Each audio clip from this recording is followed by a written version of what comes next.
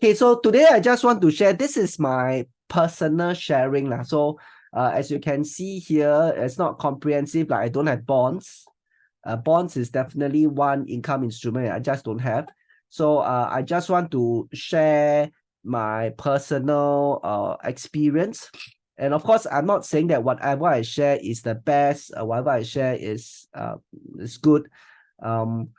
I just hope that from today's session, I just want to give you some ideas. Okay, some ideas.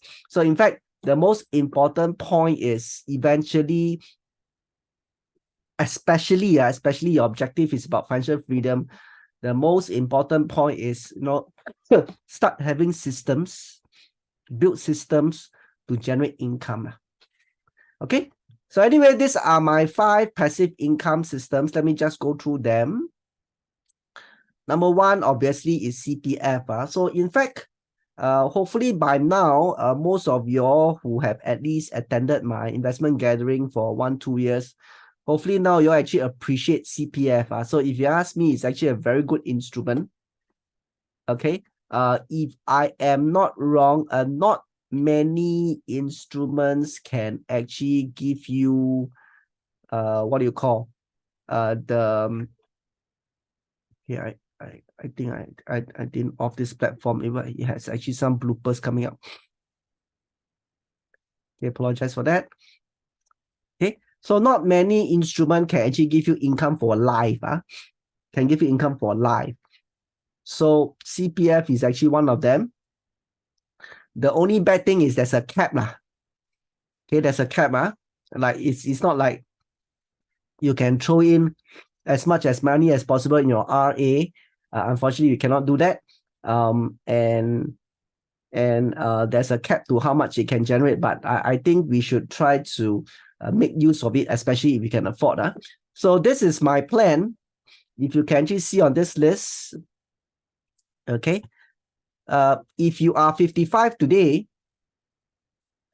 and you have 298,000 in your CPF account, okay, at 65 onwards, at 65 onwards, you actually get a payout, monthly payout about between 2,210 to 2,370 per month, all the way till death. Okay, so if you ask me for a lot of us, if you don't have very exotic hobbies, you don't have hobbies that, oh, I need a cigar every night, or I need to drink, I don't know what, Remy Martin every night. I think this amount per month is actually quite good enough to cover the basic expense. And it's more or less guaranteed. Of course, we never know, politically wise, we may have change of political parties and so forth. But at least relatively speaking, this is one of the more guaranteed instruments. Give you this amount. Okay, so my plan is this: for me and my wife at 55, we hopefully both have this amount. So about 600,000 in CPF. Then add together, we would have about 4,000 plus, 4,000, 5,000 per month. Okay, from 65 onwards. May not be enough, but I think it should at least take care of our basic expenses. Okay. Basic expenses like food, transport, utilities, at least we won't die. So the most is we only go JB for holidays, but it will be enough to cover our basic expense. Okay, so what a lot of people didn't utilize is the top-up function. So let's say, for example, you have one of the spouse not working, you can actually top up. And like, for example, myself, I am under self-employed. Okay, I can actually top up. You can also top up for self and top up for loved ones. Okay, so this is one of my income stream already. Okay, the only bad thing is it only start from 65. So if I actually want to retire earlier, I need to have other source of income. Okay. If you ask me the risk wise, yes, there may be political risk, as mentioned, like we cannot, nobody dare to say that, another 10 years and 20 years, we still have the same government, or same party running the government. But based on what known information I believe our PM actually came and clarified before, yes, the age will be 65. He's actually not going to move to 70. There was one rumor, but I think he came out and actually clarified, no, it's actually still going to be 65. Okay, so that is CPF. This is one of my main income stream from 65 onwards. Anybody got any questions or comments? I know one of our friend here just got his monthly payout. Very happy. Yeah, I'm quite sure you know who I'm talking. About. Okay, anybody got questions, comments? Okay, if not, I'll just share my second. My second income source is actually this thing called annuities. So it works very similar to CPF. It works very similar to CPF. So this is one of the annuities I'm actually having. Okay. So how it works here is this: now from 41 to 50, which is over a 10-year period, I'm paying like $3,000 every year. I'm paying $3,000 every year. Then from 51 to 60, also a 10-year period, okay, nothing happens. There's a gap here, nothing happens. And 61 to 80, so just like CPF, okay, I actually get 3,500 every year, okay, for the next 20 years. Okay, so the only thing different from CPF is, at least for mine, it doesn't pay to life. Okay, I'm not too sure whether is there any insurance product that can actually pay to life. Even if there is, I think it's not going to be cheap. Okay, but mine doesn't. As you can see, mine actually stopped at 80.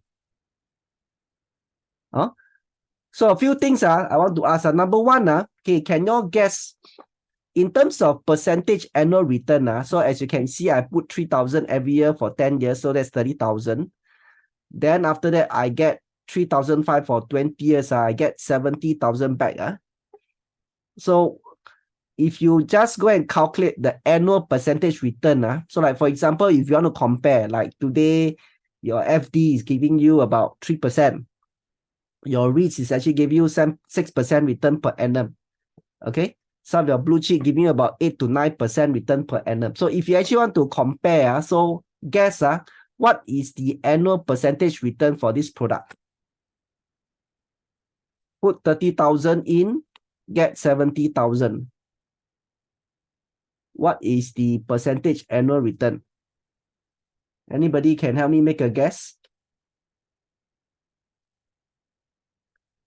8%. Okay, thank you so much. Annual return. Any other guess? Yeah, wait for 2 more guesses. 4%. Thank you. Maybe just one more guess.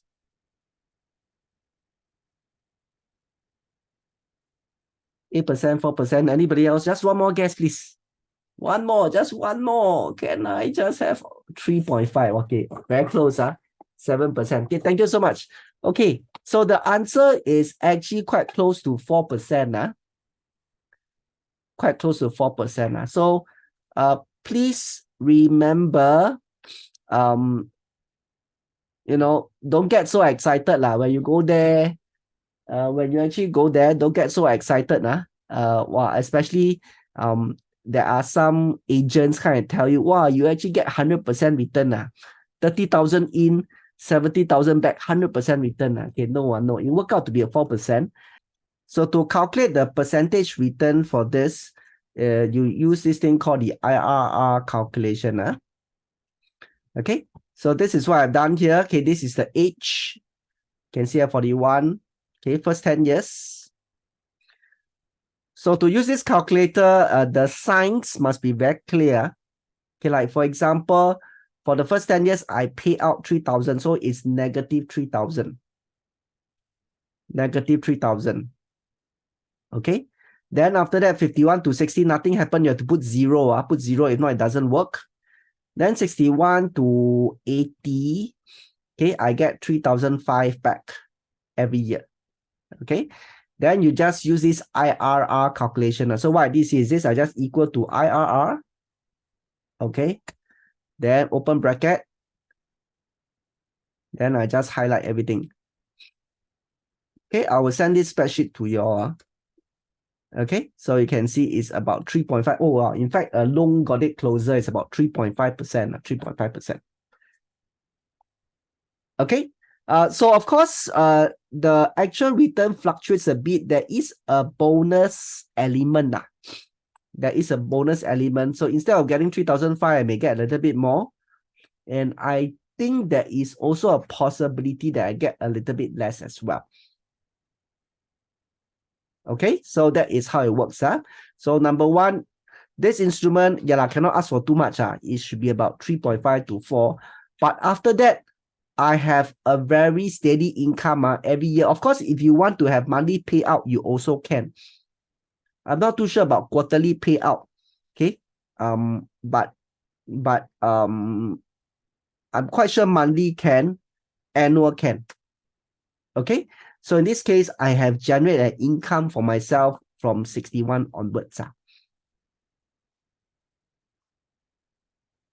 Okay, now next question. Okay, so the larger the gap, the higher the returns. So start early. Please don't wait for too long. So if let's say, for example, you are 50 years old already, then you say you want from 50 to 55. Then after that, 55 to 60 is a gap, then 60 to 80. Okay, if you do that, you can see that the return will be lesser. So what I understand, if let's say there's no gap, so assuming is 51 to 60, you pay 10 years, then 61 to 80, you get 20 years. There's no gap. The return is only about 2+%. Okay. So this gap will actually help to increase the return quite significantly. So start early, start to have these annuities. Okay. Now, number 3, quite important is this. It's an insurance product, not an investment. So returns are guaranteed. So again, there are times whereby I actually introduce this product. Then after that, you all go and look for your financial planner, blah, blah, blah. Then you come back with a fund. You come back with an investment fund. Okay, whereby the returns are not guaranteed. Okay, no. So again, be very clear of your objective. If let's say you want to invest, okay, yes, by all means, go and choose a fund, go and choose a mutual fund, so on and so forth. But if you are looking for a passive income stream, you want a regular income, okay, you have to use this thing called annuities.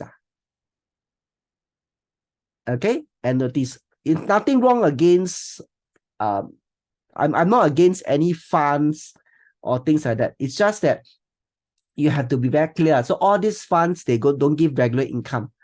It's an investment product. Okay.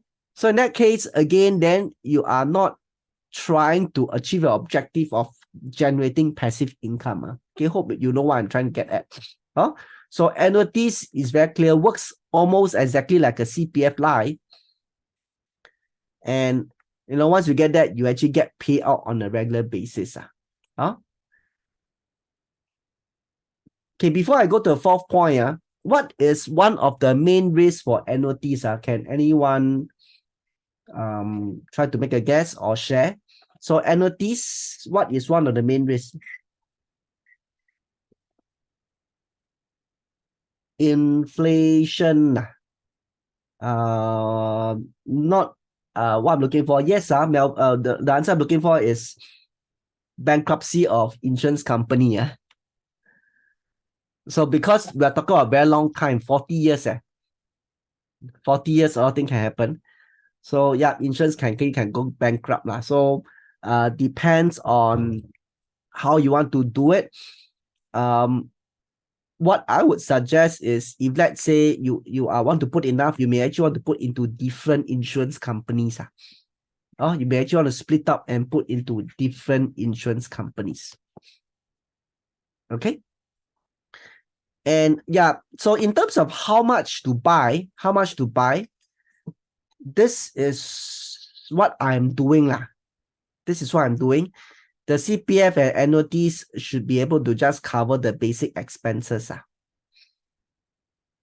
Okay, so how do I define as basic expenses? So basically is all the things that I have to.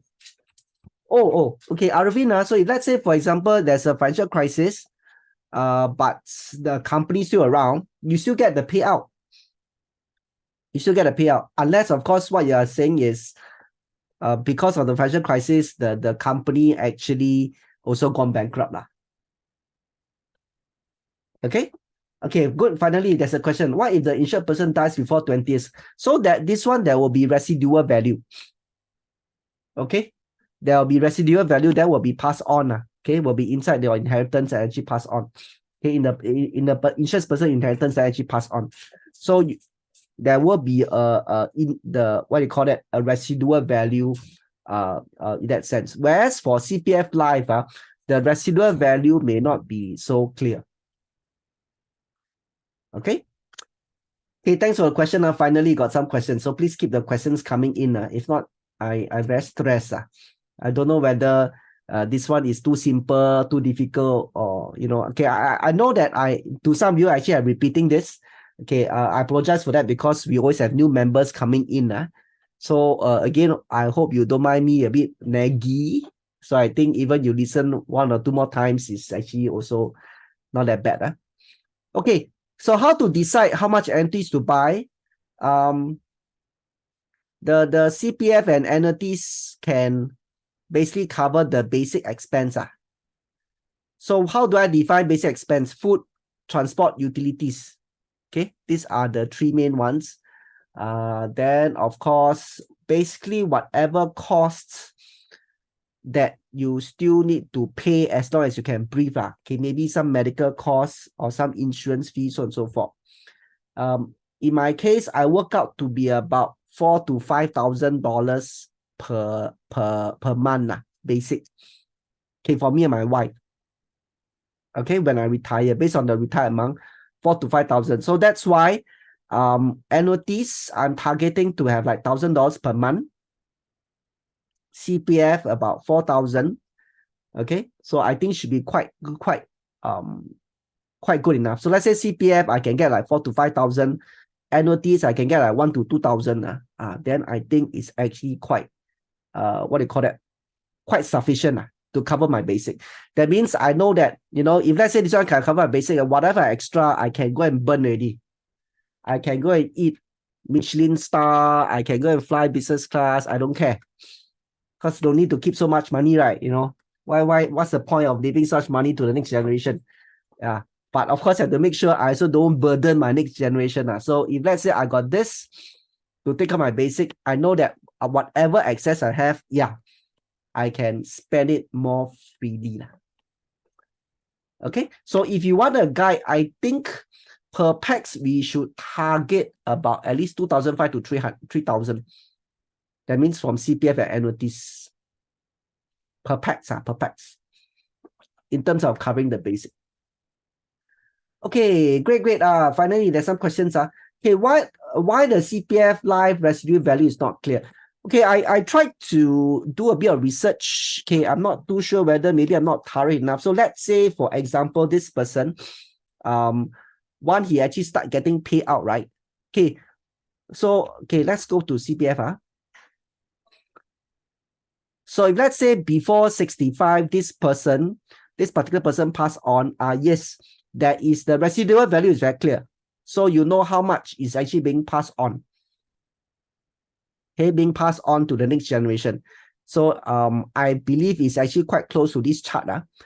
That means, let's say this person today is 55. Assuming that unfortunately this person actually passed on at 64, this amount will actually be passed on to the next generation. Okay, it's very clear. So the complication comes when they actually start getting paid out. So like, for example, let's say this person actually passed on at 70 years old. what is the amount that can be passed down to the next generation? That calculation, I tried to find from the CPF website. I'm not successful. Okay, I'm not successful. So I don't know, unless anyone have actually found the calculation, how do they actually calculate the residual value? The last I checked, I couldn't find that formula. Or like, for example, if let's say this person passed on at 80 years old, is there still any residual amount to actually pass down to next generation? Okay, I don't think the CPF website is actually very clear on that.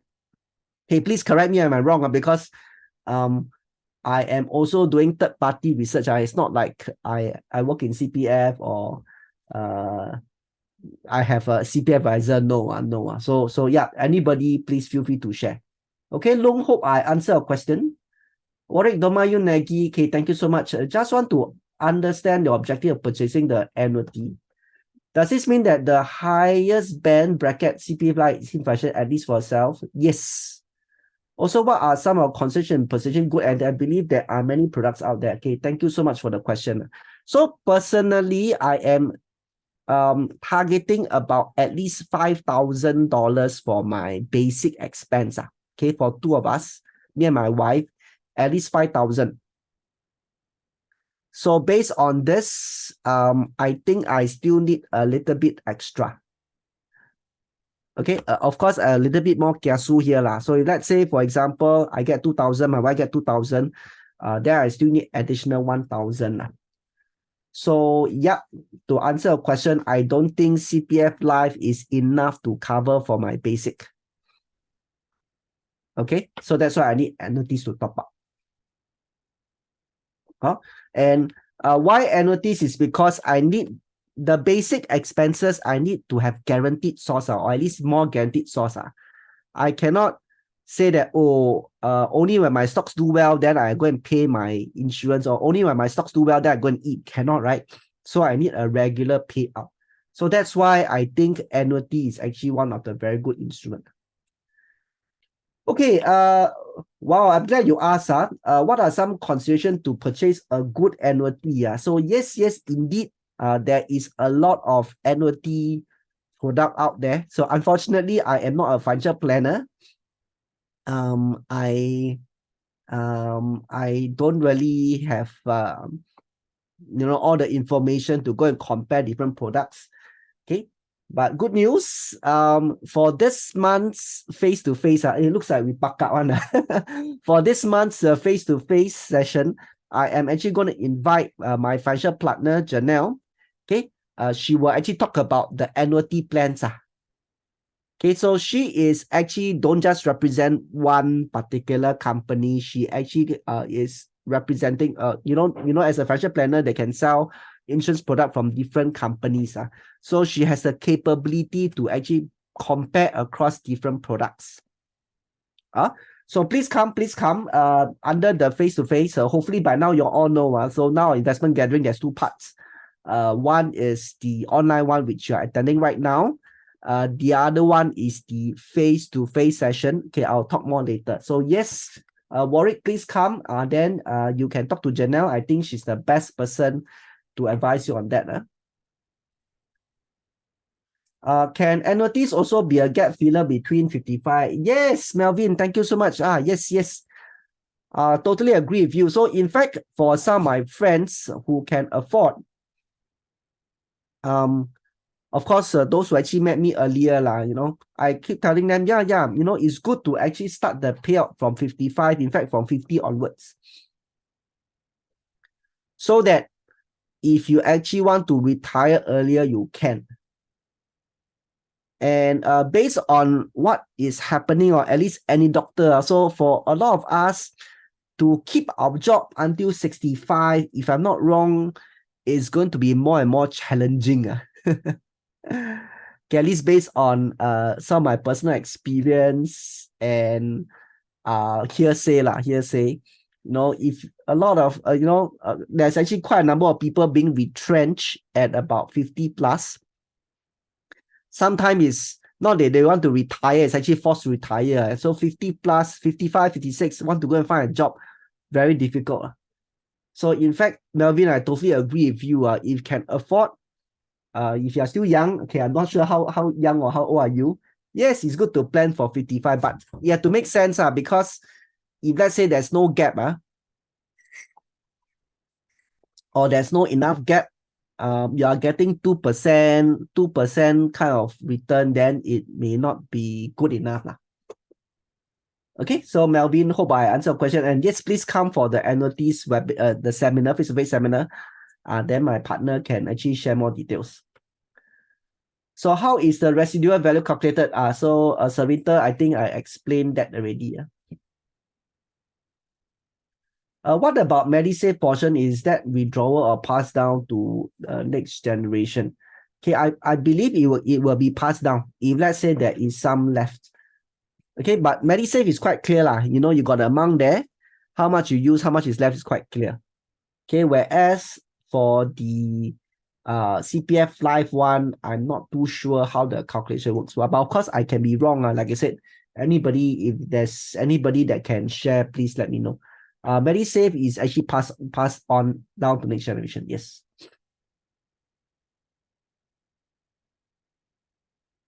Is annuity residual value similar to CPF Life? Can't be just total premium minus amount already paid out. Cause okay, Sarita, the difference between the annuities and CPF Life's annuities, there is an end date. Okay, because of there's this end date, you can calculate the residual value. So like for example, annuities is actually very clear. If let's say up to 80 years old, the residual value is 0. Okay, fully paid out. Like in my case, or it could be 85, could be 75, whatever. In my case, it's up to 80. So touch wood, if let's say this person passed on at 75, you can calculate between 75 to 80, what is the value? So the question is for CPF Life, what is the end date you see?